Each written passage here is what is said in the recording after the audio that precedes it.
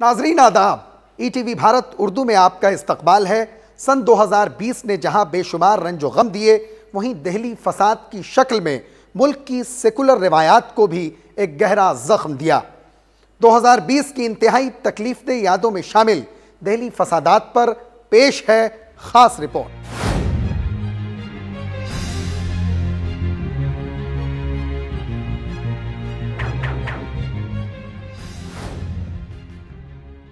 तेईस फरवरी सन 2020 को शुमाल मशरक़ी दिल्ली में फसाद के शोले भड़क उठे। 23 से 27 फरवरी तक भड़कने वाले इस फसाद में 53 से ज़ायद अफराद हलाक और कम से कम 250 लोग जख्मी हुए। कई दिनों तक बेगौर कफन लाशें शहर के निकास की नालियों में पड़ी रहीं। मौत का ये रक्स उस वक्त जारी था जब अमरीकी सदर डोनाल्ड ट्रंप मुल्क के दौरे पर आए हुए थे। तशद्दुद का सिलसिला 23 फरवरी को शहरियत तरमीमी कानून के हामियों और मुखालिफिन के दरमियान पथराव से शुरू हुआ। दरअसल 23 फरवरी 2020 को तरमीम शुदा शहरियत कानून के खिलाफ भीम आर्मी ने मुल्कगीर हड़ताल की कॉल दी। भीम आर्मी की इस कॉल पर 500 से 1000 खवातीन दिल्ली के सीलमपुर रोड के इलाके में धरने पर बैठ गईं। उसी दौरान बीजेपी के रहनुमा कपिल मिश्रा ने 23 फरवरी को सीएए मुखालिफ मुजाहिरीन को धमकी देते हुए कहा था कि अगर 3 दिन में जाफराबाद और चांदबाग की सड़कें खाली नहीं की गईं तो उसके बाद वो पुलिस की भी नहीं सुनेंगे। हम के जाने तक आप जाफराबाद और चांदबाग खाली करवा लीजिए, ऐसी आपसे विनती कर रहे हैं। उसके बाद हमें रोड पे आना पड़ेगा, ठीक है। उस बयान के दौरान शुमाल मशरक़ी दिल्ली के एक आला अफसर भी मौजूद थे।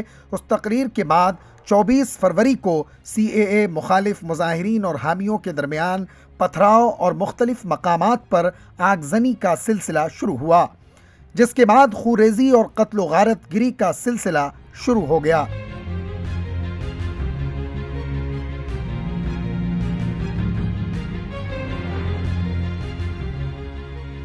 फसादात के दौरान दिल्ली पुलिस के किरदार पर उंगलियां उठीं।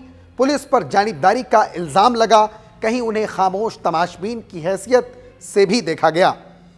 अक़लियती कमीशन ने अपनी रिपोर्ट में इसे एक मखसूस फ़िरक़े को दानिस्ता तौर पर निशाना बनाने की मंसूबाबंद कोशिश बताया।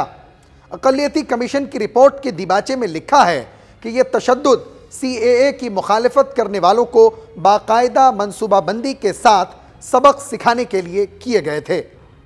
दिल्ली फसादात में वहशत और खून खराबे के दौरान फ़िरका वाराना हम आहंगी की कुछ मिसालें भी देखने को मिली। जब फसाद ज़दा इलाकों में हमले किए जा रहे थे, उस वक्त मुस्लिम अक्सरियती इलाका विजय पार्क के लोग मंदिरों की हिफाजत में मसरूफ़ थे। इसी तरह करदमपुरी में भी, जहां अक़लियती फ़िरक़े से वाबस्ता लोगों की आबादी मुकाबलतन ज़्यादा थी, वहां भी मुसलमानों ने फ़िरका वाराना इत्तेहाद को बरकरार रखने में अहम किरदार अदा किया। खुद करदमपुरी के बिरादरान वतन ने इस बात की गवाही दी कि जब मशरक़ी दिल्ली को जलाया जा रहा था, तब इलाके के मुसलमान उनकी हिफाजत में मसरूफ़ थे।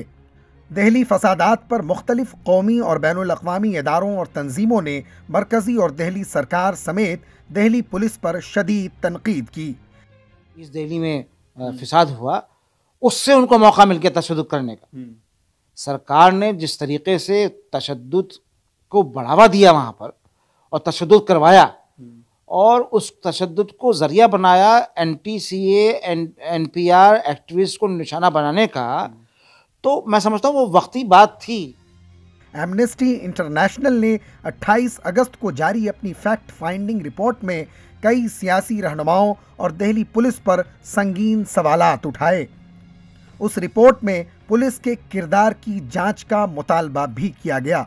एमनेस्टी इंटरनेशनल ने शहरियत कानून के खिलाफ एहतजाज करने वाले समाजी कारकुनान और तलबा को निशाना बनाने का मामला भी उठाया। वहीं दिल्ली अक़लियती कमीशन ने 16 जुलाई को दिल्ली फसादात पर अपनी तहकीकाती रिपोर्ट जारी करते हुए उन फसादात को पोग्रोम यानी नस्लकुशी करार दिया।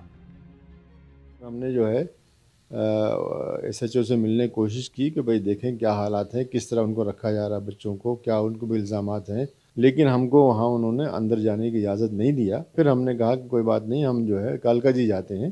अच्छा, जाने से पहले मैंने वहीं पर खड़े खड़े वहीं पर एक ऑर्डर बनाया और ऑर्डर को जो है फेसबुक और ट्वीट के ज़रिए पुलिस को भेज दिया। दिल्ली फसादात के मुतासरीन में चंद सरकारी अहलकार भी हैं और अक्सरियती व अक़लियती फ़िरक़ों के साथ ताल्लुक़ रखने वाले आम शहरी भी। ये सभी मुतासरीन 2021 में इस उम्मीद के साथ दाखिल हुए हैं कि उनकी दादरसी होगी और उन्हें इंसाफ मिलेगा। देखना होगा कि हुकूमत वक्त मुतासरीन को इंसाफ फराहम करने में किस हद तक कामयाब होगी। नाजरीन, मज़ीद ख़बरों, तज्ज़ियों और तबसरों के लिए विज़िट करें हमारी वेबसाइट www.etvbharat.com और हमारे Facebook page ETV Bharat Urdu को लाइक और शेयर करना बिल्कुल न भूलें। शुक्रिया।